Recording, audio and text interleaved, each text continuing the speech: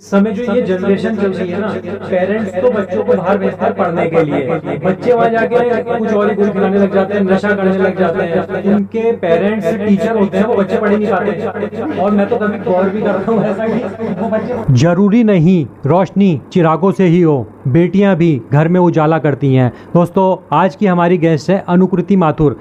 बात करें अनुकृति की, तो अनुकृति एक हल्द्वानी की ऐसी बेटी हैं जिन्होंने हल्द्वानी के साथ ही क्षेत्र का नाम भी रोशन किया और देश का भी नाम रोशन किया। कौन है अनुकृति, हम आप आज उनको से मिलवाने वाले हैं। तो अनुकृति, स्वागत है आपका हमारे चैनल में। थैंक यू बहुत। अनुकृति, थोड़ा सा बताइए, आपने पढ़ाई करी, आपने कई सारे अवार्ड जीते, सब कुछ करा, अब आप क्या कर रही हैं आज के दिन में? अभी प्रेजेंटली मैं लेंसकार्ट में हूँ, लेंसकार्ट के इंटरनेशनल डोमेन में हूँ, जिसमें इंटरनेशनल में सिंगापुर, यूएई और यूएस का बिज़नेस का पार्ट हूँ, जहाँ मैं उनकी स्ट्रैटेजी टीम में हूँ। तो जैसे कि अगर हम बहुत सिंपल भाषा में समझें तो आफ्टर एक ऑर्डर प्लेस होता है, एक कस्टमर हमारे साथ लेंसकार्ट में एक ऑर्डर देता है, उसके बाद का उसका हैप्पीनेस, उसकी जर्नी फ्लॉलेस हो, टेक वाइज भी, प्रोडक्ट वाइज भी, एंड ओवरऑल उसका एक्सपीरियंस लेंसकार्ट के साथ एक यादगार रहे, हम उस पे काम करते हैं। मतलब आप अभी किस पोस्ट में हो? Strategy analyst. स्ट्रेटेजी एनालिस्ट में आप इंडिया नहीं देखती हैं, आप फॉरेन का देखती हैं? हाँ, इंटरनेशनल बिजनेस का देखते हैं। यस। तो जब से लेंसकार्ट आया ना, पहले बाजार की बात करें तो बाजार में कई सारे लेंस होते थे, कई सब कुछ होता था जी। लेकिन आज के दिन में लेंसकार्ट के आने के बाद मार्केट में लेंसकार्ट की ज़्यादा डिमांड बढ़ गई है जी। तो ऐसा क्या है लेंसकार्ट में कि लोग लेंसकार्ट लेने के इतने इच्छुक हो गए हैं? सबसे पहला रीज़न तो है कि जो उनका कस्टमर ऑब्सेशन एक वैल्यू है वो बहुत स्ट्रॉन्ग है। कहने का मतलब, एक बार अगर कोई लेंसकार्ट से ख़रीद लेता है तो वो बार बार खुद ही लेंसकार्ट के पास आना चाहता है, क्योंकि जो प्रोडक्ट की क्वालिटी है, जो उनका कस्टमर को रिटेन करने की स्ट्रैटेजीज़ हैं, जो जैसे वो कस्टमर के साथ बिहेव करते हैं, उनके साथ बात करते हैं, उनके इश्यूज़ रिजॉल्व करते हैं अगर कुछ गड़बड़ हो जाती है तो वो बहुत ही डायनामिक तरीके से होता है। तो that is a combination of product and tech and जो आज की नए नए स्ट्रैटेजीज़ हैं, उन सबको कंबाइन करके वो लोग काम करते हैं, तो वो एक एज देता है बाकी कंपनीज से हमें। बात करें, लेंसकार्ट काफ़ी कॉस्टली है जो मार्केट में अवेलेबल है आज के दिन में लेंस। तो मैं लेंसकार्ट क्यों लूँ? सपोज मैं चश्मा पहनता हूँ या आप भी चश्मा यूज़ करती हैं, तो लेंसकार्ट में हम क्यों जाएं जबकि हमें बाजार में 50% शायद कम में होता होगा लेंसकार्ट का, मेरे को लगता है।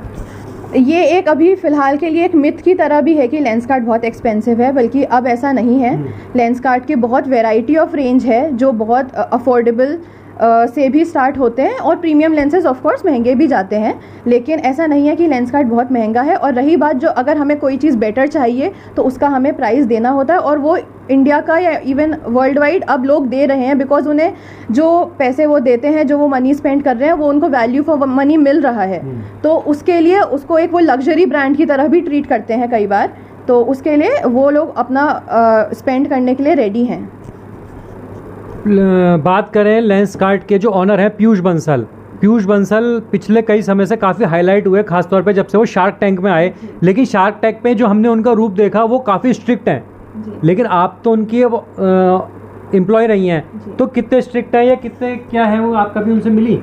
मैं कभी उनसे इन पर्सन तो नहीं मिली हूँ, लेकिन हाँ, हमारे जो मंथली मीटिंग्स होती हैं उसमें मैंने उनके साथ अटेंड करी हैं, और वो स्ट्रिक्ट हो सकता है काम में ऐसे दिखते हैं, लेकिन वो बहुत ही ज़्यादा डायनेमिक और बहुत ही ज़्यादा सॉफ्ट स्पोकन है एम्प्लॉयज़ के लिए। वो मतलब he goes an extra mile for the employees. तो ऐसा नहीं है कि स्ट्रिक्ट है, लेकिन हाँ, काम में सीरियसनेस भी बहुत ज़रूरी है। अगर किसी को सक्सेसफुल होना है तो हंसी मजाक में तो नहीं हो सकते हैं, तो स्ट्रिक्ट काम को लेके स्ट्रिक्ट भी है, लेकिन वैसे बहुत ही is a good person to be around.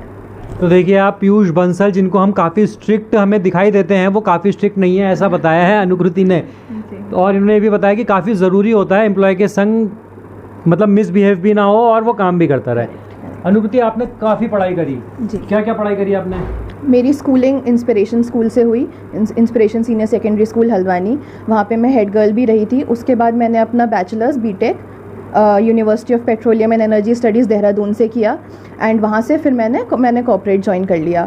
इस दौरान मैंने काफ़ी सारे रिसर्चेस में इंटर स्कूल और इंटर यूनिवर्सिटी जो एक्टिविटीज़ होती हैं उनमें पार्ट भी लिया, जिसमें से ACM XRDS एक ऑर्गेनाइजेशन है जो न्यूयॉर्क से रन करती है, उनका एक कंपटीशन था टाइम इज़ राइट नाम से, उसमें मैंने पार्ट लिया था। तो वर्ल्ड वाइड मेरे उसमें फर्स्ट रैंक आई थी, जिसका उन्होंने अपने एक्कोलेट सेक्शन में हमें स्पेस दिया था, अपनी मैगज़ीन में प्रिंट किया था। उस टाइम वो मैगज़ीन लगभग 25,000 कॉपीज़ प्रिंट होते थे हर साल। अब तो मतलब इट्स बीन लॉन्ग, तो वो मल्टीफोल्ड्स में है। एंड फिर मैंने उनके कंपनी में as a department editor, student department editor की तरह ज्वाइन किया था। तो दैट पोजीशन इज़ बेसिकली कि आप जब तक यूनिवर्सिटी स्टूडेंट हो, you are studying, you can be a part of the team. तो हम लोग ने मतलब वहाँ पे फिर मेरा सिलेक्शन हुआ था। उसके बाद से फिर मैं लेंसकार्ट में हूँ and it's being pretty well. मतलब आप एडिटर भी रही हैं जी। और आपने कुछ चाइना में भी कुछ करा था, कुछ हाँ, रिसर्च हुई थी तो आपकी? जो मेरी रिसर्च वर्क था ड्यूरिंग कॉलेज, उसमें एक रिसर्च वर्क था जो टेक्नोलॉजी है उसका एजुकेशन पे कितना इम्पैक्ट है फर्स्ट, एंड दूसरा गवर्नमेंट और प्राइवेट सेक्टर में उसका कितना वेरिएशन आ जाता है रिसोर्सेज की वजह से। इस पे रिसर्च वर्क थी। वो डॉक्टर गोपाल दत्त हैं, उनके अंडर में मैंने किया था एंड वो रिसर्च पेपर जियान यूनिवर्सिटी चाइना में पब्लिश हुआ था। अच्छा, अभी मैं ये आपकी एक फ्रेम में देख रहा हूँ, तो दीपक रावत सर के संग भी आप ये कौन सी क्लास की है? ये मैंने क्लास 10th में जब हमारा एनुअल डे में सर आए थे, तो उन्होंने वहाँ पे मेरे को फैसिलिटेट किया था एंड ये उस टाइम का ही फ़ोटो है। तो आप देख सकते हैं कि हौसले होने चाहिए इंसान में, तभी आगे बढ़ पाता है।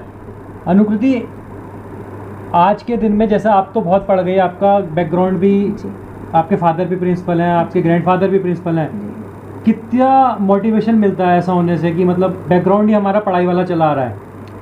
ये तो सबसे ज़्यादा प्लस पॉइंट है कि आपको घर से ही मतलब पूरा मोटिवेशन मिलता है, गाइडेंस प्रॉपर मिलती है, तो डेविएट होने के चांसेस बहुत मिनिमम हो जाते हैं, बिकॉज आपको एक स्ट्रॉन्ग बैकअप मिलता है पीछे से इन टर्म्स ऑफ कि क्या करना है, क्या नहीं करना चाहिए, how to proceed further. And obviously जब ग्रैंडफादर, मेरे पापा, मेरी मम्मी सब इसी फील्ड में हैं, तो ये बहुत बहुत ज़्यादा एक प्लस पॉइंट रहता है हमें आगे बढ़ने के लिए। अच्छा, हमने तो ये सुना है कि जिनके पेरेंट्स टीचर होते हैं वो बच्चे पढ़ ही नहीं पाते। और मैं तो कभी गौर भी करता हूँ ऐसा कि वो बच्चे पढ़ ही नहीं पाते हैं, उनका ध्यान ही नहीं रहता पढ़ने में। ये तो शायद ये तो झूठला दिया। हाँ, ये मिथ है, मुझे नहीं लगता कि ये बिल्कुल भी सच है। उनको तो एक एडेड एडवांटेज मिलता है, उनके लिए एक एडिशनल प्लस पॉइंट है कि उनको घर पे भी सेम माहौल मिलता है और स्कूल में तो ऑब्वियसली मिलता ही है, तो उनको तो उसको यूटिलाइज करना चाहिए रादर देन उसको एक सेटबैक की तरह लेना। अच्छा अनुकृति, नशा इस समय जो ये जनरेशन चल रही है ना, पेरेंट्स तो बच्चों को बाहर भेजते हैं पढ़ने के लिए, बच्चे वहाँ जाके कुछ और ही गुल खिलाने लग जाते हैं, नशा करने लग जाते हैं। उस जनरेशन के लिए आप क्या कहेंगी, क्योंकि आप भी उसी जनरेशन में चल रही हैं? जी, तो इसमें सबसे फर्स्ट एंड फॉरमोस्ट यही है कि सेल्फ कंट्रोल बहुत इंपॉर्टेंट है। दूसरा, आपको बैड इन्फ्लुएंस में नहीं आना चाहिए।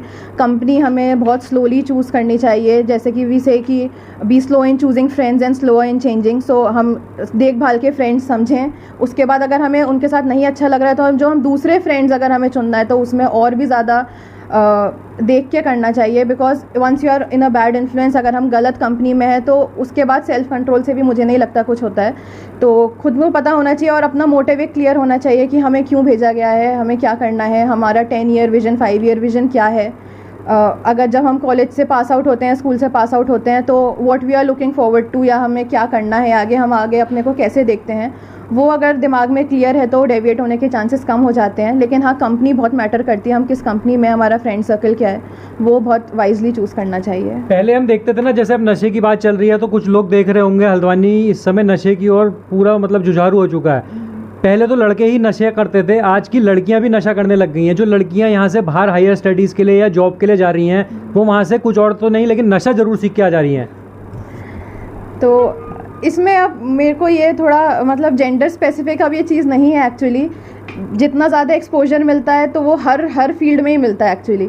तो उसमें यह है कि फिर वही बात है कि सेल्फ कंट्रोल ही है। अगर आप गलत संगत में हो, गलत इन्फ्लुएंस में हो, तो फिर वो लड़का लड़की वाला फैक्टर, बायसनेस नहीं रह जाती है।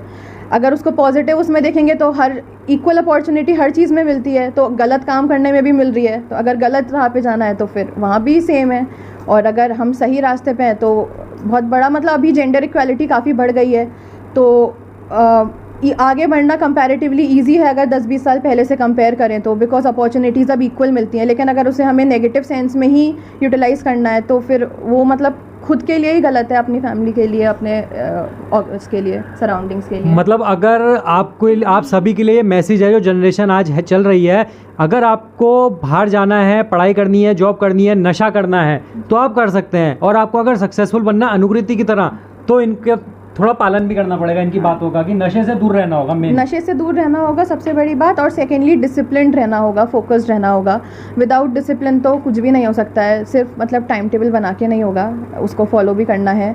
एंड गोल क्लियर होना चाहिए, बेसिकली अपना विजन बिल्कुल क्लियर होना चाहिए कि हमें क्या करना है, किस टाइम पे क्या करना है, क्या करने से उसका इम्पैक्ट हम पे क्या होगा, हमारी फैमिली पे, हमारी सराउंडिंग्स पे क्या होगा, वो सब बिल्कुल क्लैरिटी होनी चाहिए। तो इस बात का अगर ध्यान रखेंगे तो शायद सक्सेसफुल हो जाएंगे, मे बी टाइम लगे लेकिन हो जाएंगे। अच्छा, आप रहती तो इंडिया में है, लेकिन आप कस्टमर बेस आपका सारा फॉरेन का है, तो कितना आसान होता है, कितना मुश्किल होता है फॉरेन कस्टमर से डील करना? फ़ॉरेन कस्टमर से डील करना शुरू में हाँ थोड़ा सा लैंग्वेज बैरियर हो सकता है कई बार, लेकिन एक बार थोड़ा सा we get exposure to them तो फिर इतना डिफ़िकल्ट नहीं है। लोग सारे ही सेम हैं, पूरा वर्ल्ड वाइड सब सेम है, there is no difference, just that कि उनका थोड़ा एक्सेंट डिफरेंट होता है, लेकिन जो कस्टमर एक मेंटालिटी होती है वो सेम रहती है। तो अगर आपको अपना प्रोडक्ट में कॉन्फिडेंस है, अपनी स्ट्रैटेजीज़ में कॉन्फिडेंस है, आपका जो काम है उसमें कॉन्फिडेंस है, तो आप कहीं के भी कस्टमर से डील कर सकते हैं, वो ऑब्स्टिकल नहीं है बेसिकली। तो अभी आपका वर्क फ्रॉम होम चल रहा है जी। तो आपकी नाइट शिफ्ट रहती है, डे की शिफ्ट? नहीं, डे शिफ्ट रहती है, क्योंकि यहाँ पे डे होता होगा तो वहाँ नाइट होती होगी। नहीं, तो जो बेसिकली सिंगापुर और यूएई का जो टाइम जोन है वो इंडिया से बहुत ज़्यादा डिफरेंट नहीं है। सिंगापुर ओनली 2.5 आगे है और यूएई 1.5 आवर्स पीछे है इंडिया से, तो 3-4 घंटे का ही डिफरेंस रहता है। एंड यूएस का मार्केट अभी बहुत ज़्यादा स्टैब्लिश नहीं है, we are still growing there, तो वहाँ के लिए हाँ कभी कभी हमें थोड़ा सा टाइम का आगे पीछे करना पड़ता है, बट वो बहुत ज़्यादा एक कंसिडरेबल फैक्टर नहीं है कंसिडरिंग जो एक्सपोजर हमें मिलता है काम करने के लिए। मैं ग्लासेस यूज़ करता हूँ, मैं मार्केट से ग्लासेस लेता हूँ, मैं पहनता हूँ, मैं खुश हूँ उसमें, मैं लेंसकार्ट क्यों लूँ?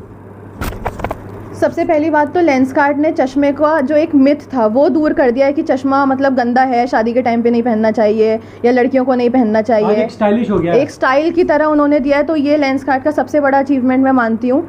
Even if I don't work here, even if I work here, that is another thing, but Lenskart का ये बहुत बड़ा एक कंट्रीब्यूशन है एटलीस्ट इन इंडियन माइंडसेट कि चश्मा अच्छा नहीं है। अब ये नहीं है, लोग जीरो पावर्ड लेंसेज भी पहनते हैं, जीरो पावर्ड ग्लासेस जिसमें कोई पावर नहीं होती है, बस वो फ्रेम स्टाइल की तरह पहनते हैं। एंड जो इनके जो ब्रांड एम्बेसडर्स पहले भी रहे हैं तो वो स्टाइल आइकॉन्स की तरह पोर्ट्रे हुए हैं, एंड उसने यूथ का एक माइंडसेट बहुत चेंज किया है कि चश्मा बेकार नहीं है, it is a medical equipment अगर हमें पावर चाहिए, और वरना it can be used as a style icon also, style equipment also. मतलब बंसल साहब ने चश्मे की दुनिया बदल दी। बिल्कुल।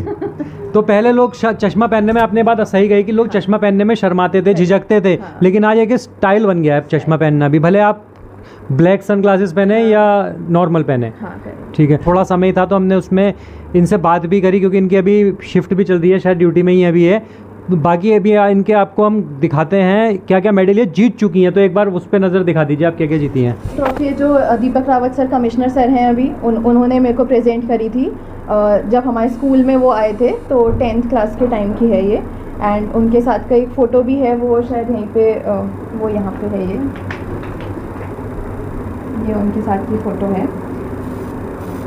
सेकेंड इज़ ये ट्रॉफ़ी मेरे को यूनिवर्सिटी के लिटरेरी क्लब से मिली थी जब मैंने वहाँ पे डिबेट कंपटीशन जीता था।